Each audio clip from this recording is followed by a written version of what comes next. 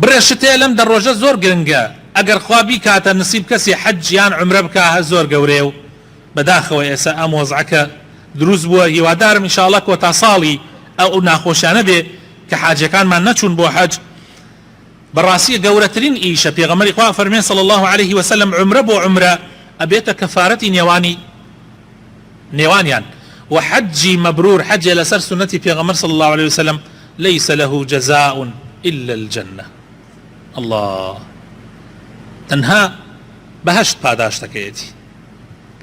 خوش بختي بو حاجياني كهل نقرياناتو كهشتان بيامي حاجكيان ندور راندوه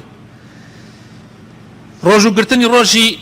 نور روجا لسنتي في غمرها هاتوه صلى الله عليه وسلم بلا من روجي نويمي زور جختي لسر كراوكو اسل حديثك باس منكر ابيت كفارتي جناحي صالك بيشو صالك باشو كل الروايات امامي مسلم هاتوه امامي نووي رحمتي خوالي لي بافرمي خوش يسكانم افرمي ام روجو قرتني ام نور روجا لكردواري خو معنا بي اوتري نوميني حاجيان افرمي مستحب استحبابا شديدا فرمي زور سنته زور سنته بويا لدسي خوتاني مدن نوجه سنته كان خوش يسكانم نوجه سنته كان براسي انسان بفرض كان ديني كامل به هيتش تلاي خوي تعالى اوني نوجه فرض كان جرنجنيه اوني فرض كان بعام جرنجنيه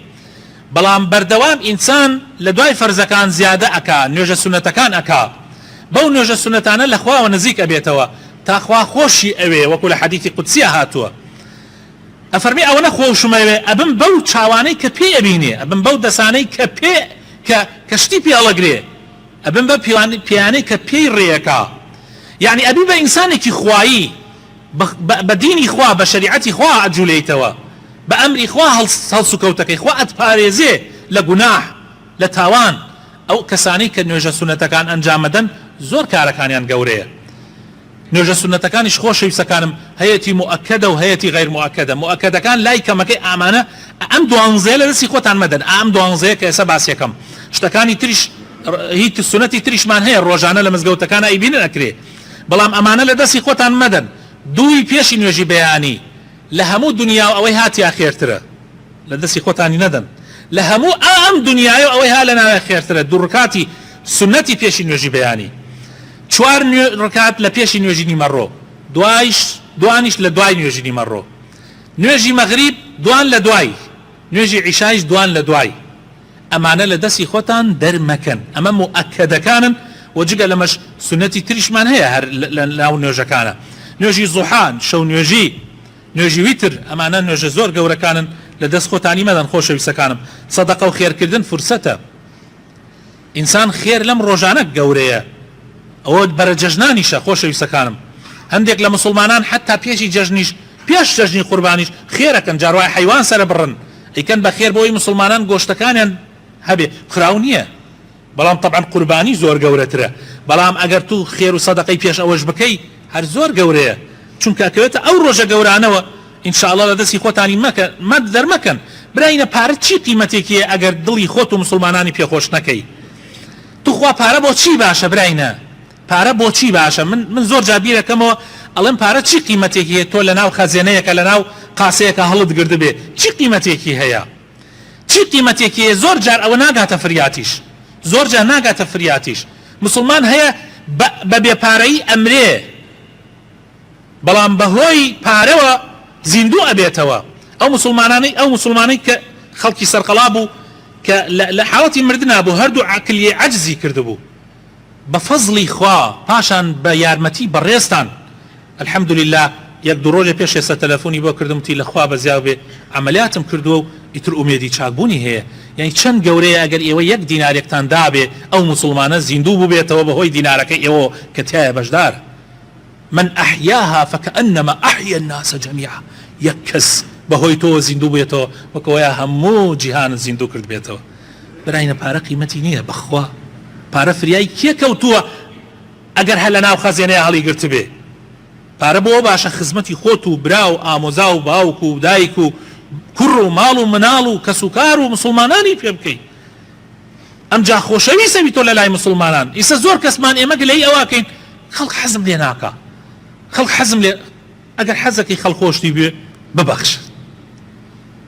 خەڵخۆشتی ئەوێ خوای تعالى فرمي يا أيها الذين آمنوا أنفقوا مما رزقناكم من قبل أن يأتي يوم لا بيع فيه ولا خلة ولا شفاعة مسلمانان ببخشن پێشەوەی ڕۆژێ بێتە پێش کڕین و فرۆشتنی تیانە ناتوانانی بڵێ پارە ئەدەم بەهەشتە کڕم ڕۆژێک کە خزمایەتی و دۆستایەتی و محەبەتی تیانە ڕۆژێک کە کەس فریای کەس ناکەوێت بەبێ ئیزنی خوا کەس ناتوانێت شەفاعەت بۆ کەس بکە ئەگەر خوا ئیزنی نەبێ والكافرون هم الظالمون خۆشەویستەکانم وتمان ذکر زۆر گەورەیە بە تایبەتی ئەو ذکرێک کە لە جەژنە ئەوترێ زۆر گەورەیە لەم دەڕۆژە ابن عمر وأبو هريرة وكو إمام بخاري يقرأته أفرمي يخرجان إلى السوق في أيام العشر يكبران ويكبر الناس بتكبيرهما لأن أتشون بو بازار لأنه بازار الله أكبر يعني كردو خلق يعني الله أكبر يكرد وهروها إمام بخاري أفرمي وكان عمر يعني إمام عمر لكاتي خويا يكبر في قبته لقبكي خوي لمنا بمنا الله أكبر يكرد الله أكبر يكرد همو منا لقال يا الله أكبر يكردو قشتي ألاريوه وكان ابن عمر يكبر بمنى تلك الأيام ابن عمر لمنا أو رجعنا الله أكبر يكردو خلف الصلوات ولا باش نيوجكان وعلى فراشه ولا سرجقاكي خوتنا كشي وفي فسطاته ومجلسه وممشاه تلك الأيام جميعا بر يكرد دو بهلصانة ولا ناو شرداخك لحرش شوينيك مجالي بويا أو ذكري أكرد وذكريش خۆشەویستەکانم خۆشەویستترین تشتە لای خوای تعالى سببی ڕزگاربوونی ئێمەیە خۆشەویستەکانم ئەتپارێزێ لە کوفر لە شەیتان لە ئاگری جەهەنەم ذکر ئەتپارێزێ خۆشەویستەکانم مەلائیکەکانی خوا و مەلائیکەکانی خوا سەڵاواتت لەسەردەن ئەگەر تۆ سەڵاوات لەسەر پێغەمبەری خوا بدەی صلی الله عليه وسلم کە ذکرە بەهێزترین سلاحی ئینسانی ئیماندار چەکی ئینسانی ئیماندار ذكرى باشترين عمل وباكترين عمل ذكرى كان ذكرى خوشەویستە كان عمل كان إنسان زور برزكاتوا بلا إله إلا الله يك للروج قيامته لو عني رزقارت ببي أقل لا إله إلا الله كلا ناو دلو درشو بيه ترازوي روج قيامته زور قرسكاتوا ترازوي شاكا كانت أبيت معي ليبردني قناحة كانت مجلسي ذكر مجلسي ملائكية مجلسي بيغمركانا مجلسي بختورية مجلسي ليبردهي خواهية بويا خوشەویستە كانم هەر لەبەر ئەوە خوای تعالى بەستوێتێ نوێژەوە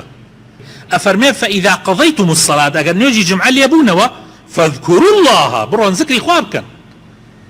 فإذا قضيت الصلاة فانتشروا في الأرض وابتغوا من فضل الله واذكروا الله كثيرا أو آياتكيتر درباري نوێژە بەعام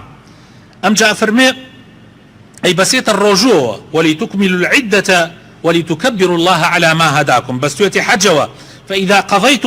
قضيتم مناسككم فاذكروا الله كذكركم آباءكم أو أشد ذكرا بستوتي الجهاد ولا حالة جهادشة أفرمي يا أيها الذين آمنوا إذا لقيتم فئة فاثبتوا واذكروا الله كثيرا بويا الذكر خوشەویستە كانم أبي ويردي سرزماني همو مسلمان بالله همو كاتيكا فريات أكيو خۆشەویستەکانم و قوربانیش خۆشەویستەکانم وتمان لەم ڕۆژانەوە ئەگەر تۆ بڕیاری قوربانی داوە لە نینۆک و لە تووکت مەگرە بەس ئەو کەسەی کە قوربانیەکە ئەکا ماڵ و مناڵەکەی نا ئەوەی کە بڕیاری قوربانیەکەی داوە با لە تووک و لە نینۆکی نەگرێ یعنی تۆ لە شەمەوە ئیتر تووک و نینۆکت بگرە بۆ ئەوەی لەو دەڕۆژە نەیگری هەتا قوربانیەکەت سەرە بڕی و هەوڵ بدەن قوربانیشکەن خۆشەویستەکانم ئێستا لەم کاتە کە خەڵک موچە تۆزێ دوا ئەکەوێ و حاڵی خەڵک خراپە قوربانیکردن ئەوەنەی ترە خێرەکەی زیاترە فرسەتە خۆشەویستەکانم نیەتی لێبێنە و خوای تعالى إن شاء الله فریات ئەکەوێ و هاوکارتە بێ و یارمەتیت ئەدا إن شاء الله تعالى هەوڵ بدەن حیوانی باش بە حیوانەکە کە هەڵێ بژێرن قەڵەو بێ نەخۆشیەکی نەبێت کە دیار بێت کوێر نەبێ شەل نەبێ و لەڕیش نەبێ و پیریش نەبێ ئەم صفاتانە زۆر گرنگی لە قوربانیە هەبێ و خوای تعالى بخاتر ناوجوانەکانی خۆی ڕەحمان پێ بکە